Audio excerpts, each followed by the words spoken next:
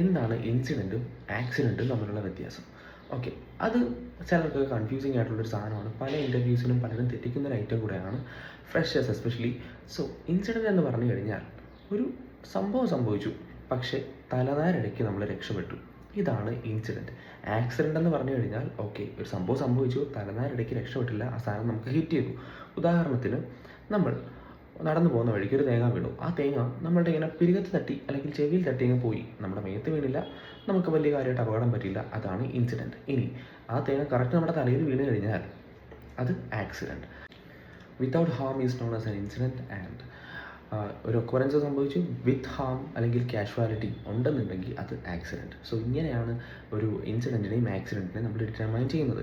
Incident ആണെന്നുണ്ടെങ്കിലും accident ആണെന്നുണ്ടെങ്കിലും അതിന് ഇൻവെസ്റ്റിഗേഷൻ പ്രോപ്പറായിട്ട് നടത്തിയിരിക്കണം. എന്തിനാണെന്നറിയാമോ? എക്സാക്റ്റ് റീസൺ അഥവാ റൂട്ട് കോസ് എന്താണെന്നുള്ളത് കണ്ടുപിടിക്കണം. എവിടെയാണ് നമുക്ക് പാളിച്ച പറ്റിയത്? കാരണം ഈ പാളിച്ച പറ്റിയത് എന്താണെന്നുള്ളത് തിരിച്ചറിഞ്ഞിട്ട് ആ എക്സാക്റ്റ് റീസൺ വേണം നമ്മൾ ട്രീറ്റ് ചെയ്യാൻ. ഫോർ എക്സാമ്പിൾ ഒരു കഥ പറഞ്ഞുതരാം. അതായത് ഒരു പൂന്തോട്ടം. ഈ പൂന്തോട്ടത്തിൽ കുറേ പൂക്കളുണ്ട്. ഈ പൂക്കൾ എല്ലാം നിങ്ങൾ വെള്ളം ഒഴിച്ച് നനച്ച് വളർത്തുന്നുണ്ട്. സോ ഈ പൂക്കളെല്ലാം നന്നായിട്ട് വിരിഞ്ഞ് നിൽക്കും. റോസാപ്പൂവാണ്. അപ്പോൾ പെട്ടെന്ന് ഇതിൻ്റെ അകത്ത് ഒരു ദിവസം നിങ്ങളൊന്ന് നോക്കിയപ്പോഴത്തേക്കും പൂന്തോട്ടം മൊത്തം ശോകമായിട്ട് കിടക്കുന്നു. ആ പൂന്തോട്ടത്തിൽ കുറച്ച് പൂച്ചയുടെ കാൽപ്പാടുകൾ കണ്ടു. ഓക്കെ, പൂച്ചയാണ് കയറിയെന്ന് മനസ്സിലാക്കി നിങ്ങൾ എന്ത് ചെയ്തു? ഒരു പട്ടിയെ വാങ്ങിച്ചു. ഓക്കെ, വൈകുന്നേരം വന്നപ്പോൾ പൂച്ചയും പട്ടിയും കൂടെ ഒന്നിച്ച് വഴക്കിട്ടിട്ട് നേരെ പൂന്തോട്ടം കുറേ അധികം പൂക്കളൂടെ നശിച്ചുപോയി.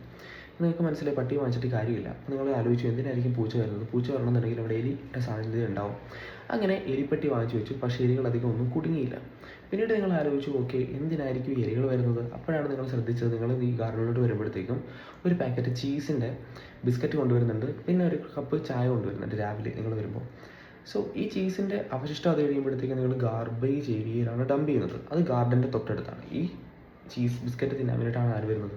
ഈ എലികൾ വരുന്നത്. ഈ എലിയെ തിന്നാനാണ് പൂച്ച വരുന്നത്. സോ നിങ്ങൾ തീരുമാനിക്കുകയാണ് നാളെ തൊട്ട് ഞാൻ ഈ ചീസ് ബിസ്ക്കറ്റ് കൊണ്ടുവരുന്നില്ല. അതോടുകൂടി എലികൾ വരില്ല, അതോടുകൂടി പൂച്ച വരില്ല. സോ നിങ്ങൾ ആ ഒരു ഇൻസിഡൻറ്റിനെ പ്രോപ്പറായിട്ട് ഇൻവെസ്റ്റിഗേറ്റ് ചെയ്ത് അതിൻ്റെ റീസൺ, അതിൻ്റെ റൂട്ട് കോസ് എന്താണെന്നുള്ളത് മനസ്സിലാക്കി. ചീസ് ബിസ്ക്കറ്റാണ് അത് മനസ്സിലാക്കിയതോടെ നിങ്ങൾ എന്ത് ചെയ്തു? എലിമിനേറ്റ് ചെയ്തു. ആ ഒരു എന്തായി സാധനത്തിനെ അല്ലെങ്കിൽ കോസിനെ എലിമിനേറ്റ് ചെയ്തു. എലിമിനേറ്റ് ചെയ്ത് കഴിഞ്ഞപ്പോഴത്തേക്കും നിങ്ങൾക്ക് ആ ഇഷ്യൂ മാറി കിട്ടി. നിങ്ങൾ അനാവശ്യമായിട്ട് ഓരോ തോന്നലിൻ്റെ പുറത്ത് ഇൻവെസ്റ്റ് ചെയ്ത് വെറുതെ പട്ടി വാങ്ങിച്ച പൈസ വെറുതെ പോയി, എലിപ്പട്ടി വാങ്ങിച്ച പൈസ വെറുതെ പോയി. സോ ഇങ്ങനെ ഫോൾട്ടി ആയിട്ടുള്ള ഡിസിഷൻസ് എടുക്കുന്നതിൽ നിന്ന് നമ്മളെ മാറ്റാനായിട്ട് സഹായിക്കും. അതുകൊണ്ടാണ് ഇൻവെസ്റ്റിഗേഷൻ ഓഫ് ആൻ ഇൻസിഡൻറ്റ് അല്ലെങ്കിൽ ആക്സിഡൻറ്റ് വളരെ ക്രൂഷ്യൽ ആവുന്നത്. മാത്രമല്ല പിൽക്കാലത്ത് പിന്നീട് നമുക്ക് ഇങ്ങനെ സംഭവിക്കാതിരിക്കാനുള്ള ഒരു തോട്ടും അല്ലെങ്കിൽ ഒരു പ്രോ ആക്റ്റീവ് തിങ്കിങ് സ്കീം കൂടാണ് എന്ത് ഇൻസിഡൻറ്റ് ഇൻവെസ്റ്റിഗേഷൻ എന്ന് പറയുന്നത്. സോ അത് ഭയങ്കര നെസസറി ആണ് ഒരു ഫേമിൽ.